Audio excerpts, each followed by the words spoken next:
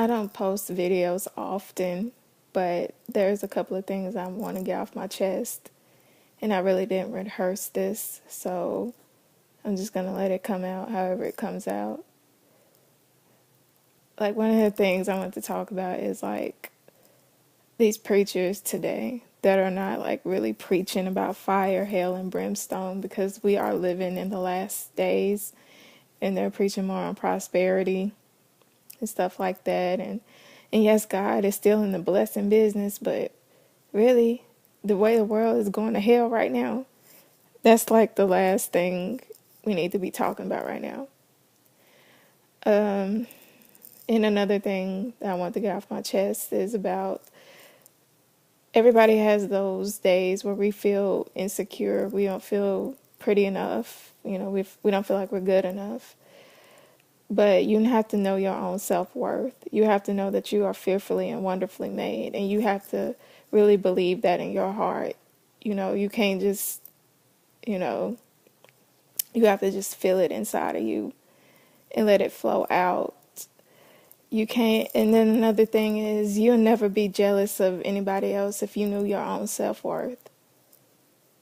You'll know that what you have is precious, is special, and it's designed uniquely for you and you only. So you'll never feel inferior to anyone else, that you encounter. And then the other thing I wanted to get off my chest is how older people, they look down on the younger generation. Because I know my generation is crazy, but not all of us are like that. They feel like, I know a lot of people, they look at me and they're like, you haven't lived life long enough yet. You don't know a lot yet. And I know I don't, but don't look down on me because of that. Just know I'm going to make mistakes, and I'm not perfect, and I'm going to try my best. And the other thing is the devil has really been trying to attack me and just like everyone that's close to me in my life right now. And the thing about it is I had a revelation. Of course he's going to attack me because he's mad. He's salty. See, the devil, he already had his opportunity to go to heaven and experience the goodness of the Lord. He knows what it's like to be up there, so he's jealous. So of course he doesn't want you to go up there in heaven. He's going to do everything in his power to stop you. He's been throwing daggers at me, like he's been trying to like throw me off course. And I've been having to really, really pray harder than I've ever had to before. And I've been tested more than I've ever been tested before.